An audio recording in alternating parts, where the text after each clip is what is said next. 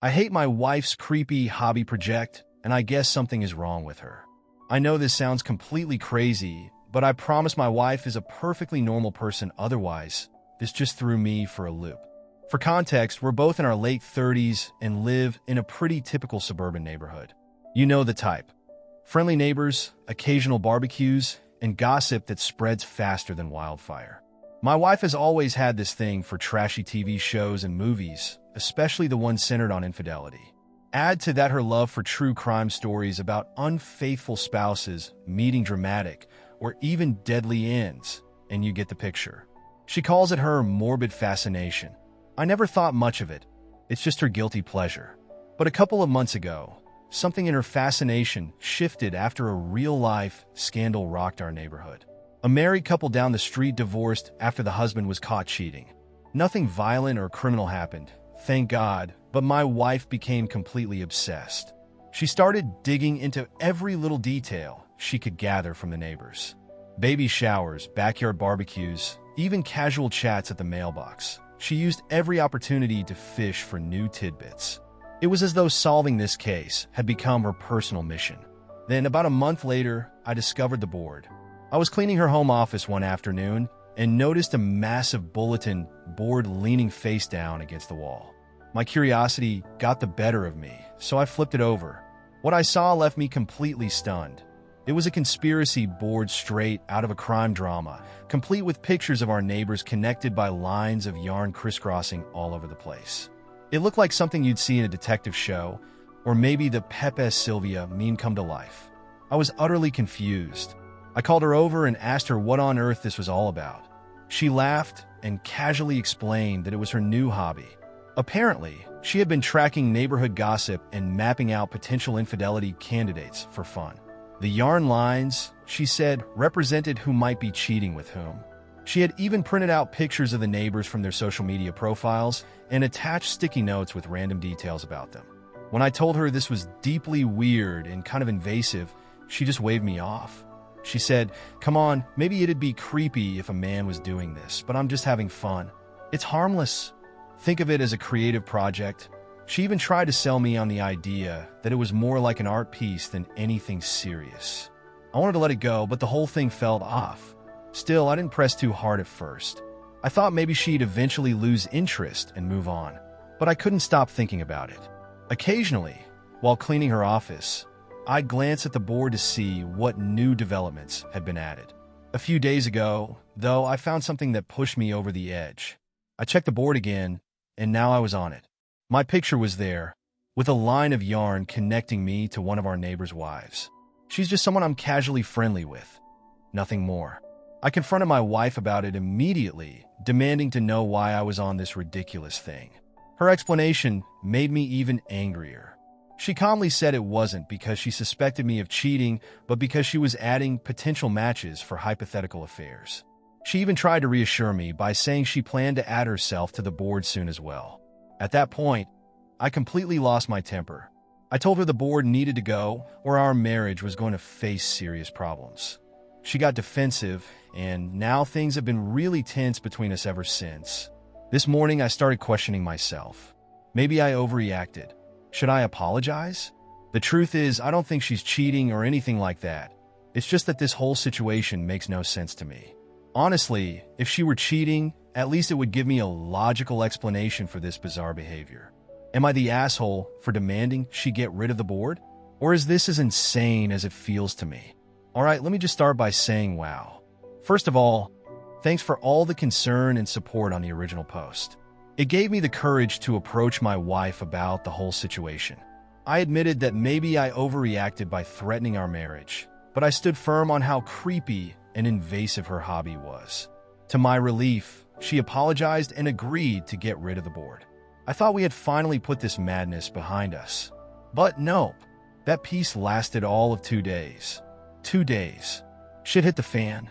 Our next-door neighbors, who always seemed like the perfect, happily married couple, got hit with a bombshell. The wife found a bra under their bed, a bra that wasn't hers. Naturally, this scandal spread through the neighborhood like wildfire. My wife? She was ecstatic. I'm talking full-on, jumping up and down, practically squealing with excitement. She dragged me to her office and showed me the board. Guess what? The husband was marked with yarn, flagged as a likely cheater. She smirked and said, "See? The board was right. Maybe I should keep it after all." I stared at her in disbelief. Suspicious now, I decided to take a closer look at the board later when she wasn't around. This time I noticed something strange. The yarn that had previously connected the cheating husband to another neighbor now connected to a sticky note with a question mark. It was the only question mark on the entire board. I was certain it wasn't there before the scandal broke. My gut told me something wasn't right. Either she added it after the fact to prove the board was accurate, or she somehow knew about this mess beforehand. Either way, I was deeply unsettled. At this point, I felt like I was living in a bad crime drama. I needed answers, so I decided to play detective. I went over to the cheating husband's house to get his side of the story. His wife had left to stay with her parents, so it was just him and me. I asked him directly if he had cheated. He looked me in the eye and swore he hadn't. Then I asked him if my wife had been over recently. He hesitated for a moment, then explained that a few weeks ago, his wife had asked my wife to water their plants while they were out of town. She had given her the location of their spare key. My stomach dropped. Something about this felt off. I asked if he still had the bra. He seemed nervous, but eventually he brought it out. The moment I saw it, I recognized it. It was my wife's. It was part of a lingerie set I'd bought her one Christmas. She'd worn it once, said it was uncomfortable, and never touched it again. I tried to reassure him, saying, "Don't worry, this isn't about you," and left in a rush. When I got home, I confronted my wife with the bra in hand. She played dumb at first, pretending she had no idea what I was talking about. But I wasn't having it. I demanded the truth. I told her that whether she had cheated on me with a neighbor or planted the bra there, she had crossed a line. Finally, she broke down and admitted it. She confessed to planting the bra in their bedroom to validate her hobby and prove that her board was legitimate. She claimed it wasn't malicious, that it was just a way to get me to admit her detective work had merit. I lost it. I told her this was worse than if she'd cheated. Instead of just damaging our marriage, she'd nearly destroyed our neighbor's relationship too. I demanded that she call the wife and confess everything. I told her she had to send pictures of the board and explain the entire situation. Surprisingly, the wife believed the truth, especially after I showed her this post and explained everything. She even managed to patch things up with her husband. But now I'm left sitting in the ruins of my own marriage. I'm barely speaking to my wife at this point, and I know it's only a matter of time before the rest of the neighborhood hears about what she did. I feel completely trapped and don't know what to do next. If anyone has advice, I'm all ears. It's been months since my last update, and I'm sorry for the delay. Life has been a whirlwind. Long story short, my wife is now in a mental health facility. After everything that happened, I couldn't bring myself to speak to her for a while. I avoided being at home as much as possible, burying myself in work or just finding excuses to be elsewhere. Weeks passed, and like most things, time dulled the edges of my anger. The whole ordeal started to feel less significant. Then, out of the blue, my wife suggested we go out for a nice dinner. She wanted to make amends. Over the meal, she assured me that everything was behind her. She told me that during the time I was avoiding her, she had started online therapy to address her behavior. She admitted that what she'd done was wrong, and she was working on becoming a better person. I believed her. We ended up having a genuinely wonderful evening, one of those nights that reminded me why I fell in love with her in the first place. By the end of the night, well, let's just say one thing led to another. 2 days later, she took a pregnancy test. She texted me the results. It was positive. I know what some of you are thinking. I must be a fool. Maybe I was.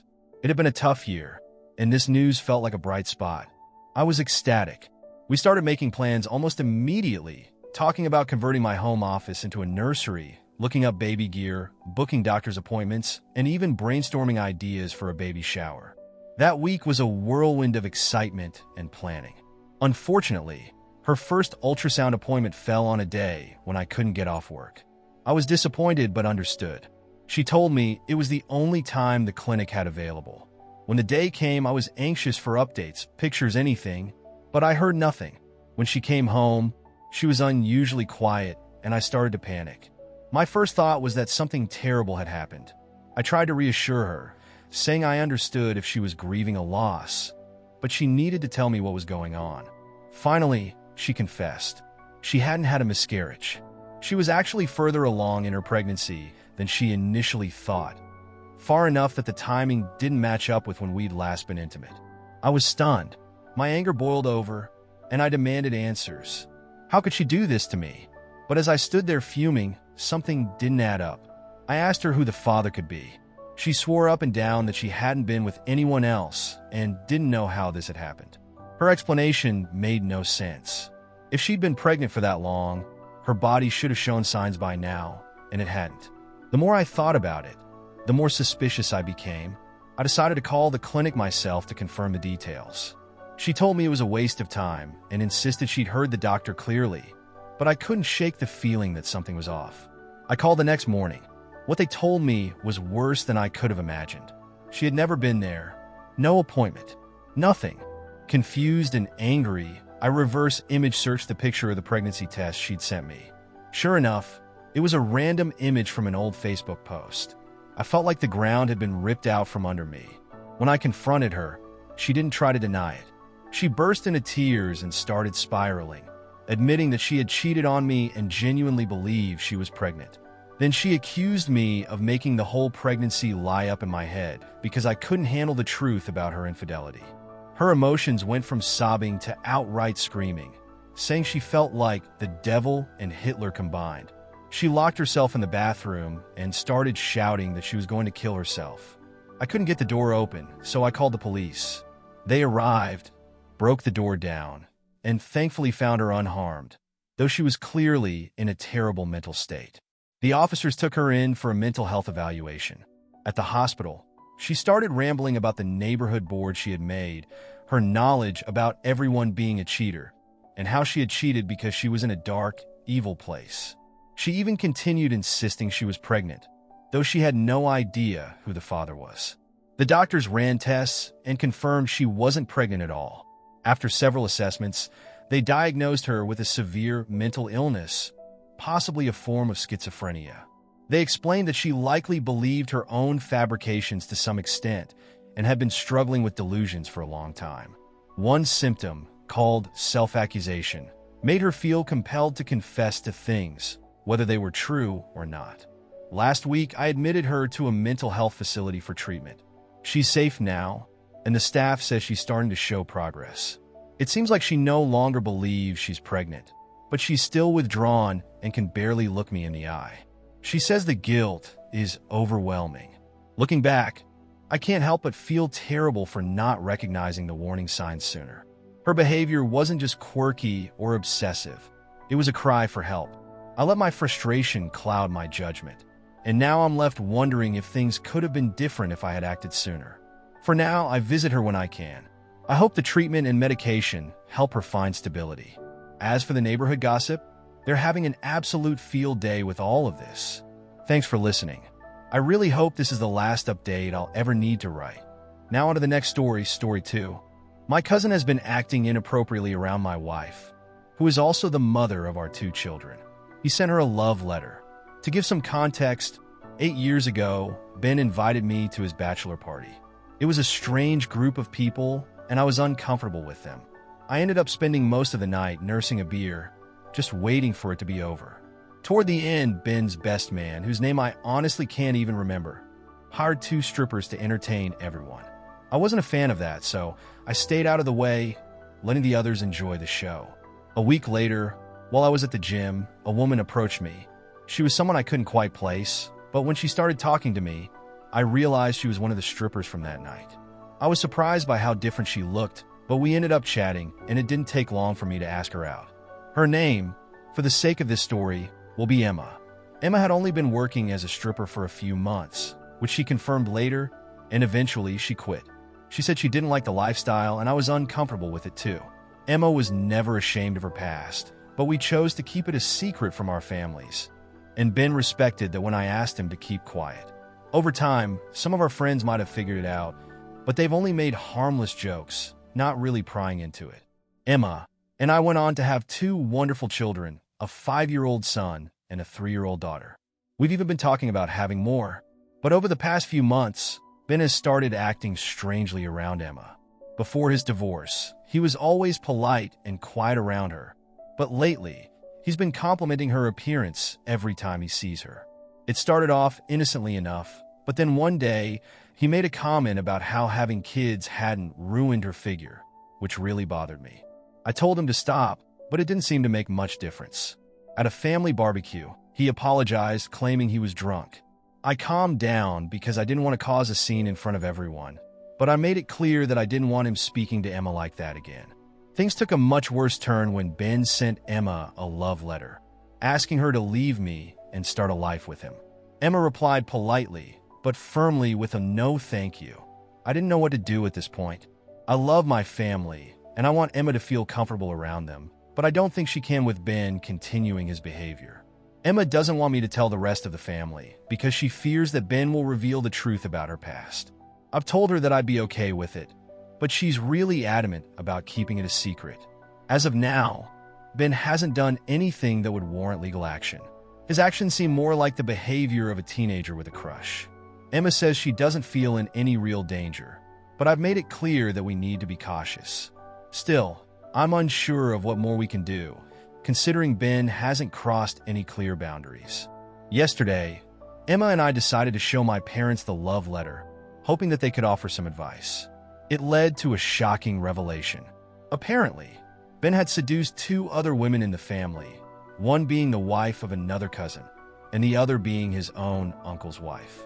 He had sent them love letters too, and after that he just ignored them. The weird thing is that both couples stayed together, possibly because of their strong religious values. Ben's divorce happened because he couldn't stop cheating on his wife. He went to his parents and some of the older family members, who I jokingly refer to as the old guard, after getting caught with our cousin's wife.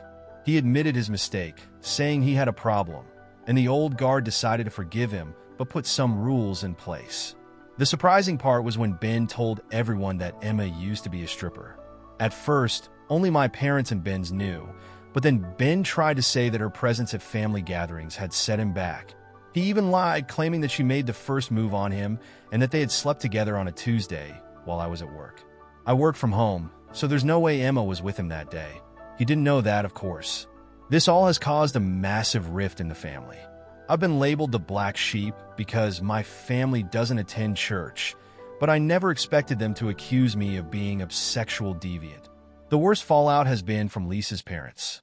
Lisa is like a sister to me, and her parents used to live with mine. They've now forbidden her from visiting our house. She recently turned 17, and I think they fear the idea of her being around us. Despite all the chaos, Emma and I are staying strong. She's been really upset by all of this, but our kids are helping her feel better. She says that showing my parents the letter was the right thing to do, even though things have spiraled out of control. My parents have been incredibly supportive, and most of the younger family members have refused to cut us off. I'll try to have my parents explain everything to the rest of the family, but I'm not sure they'll listen. As for Lisa, we've only received a text from her saying that she still wants to be around us, but it's been hard to get any real support from her. To sum it up, Ben has a history of seducing other women in the family and lying about it. The old guard tried to confront him, but it only made things worse. Ben claimed that Emma instigated everything, which is a complete lie. Now, our family is divided, but we've found support in those who truly know us.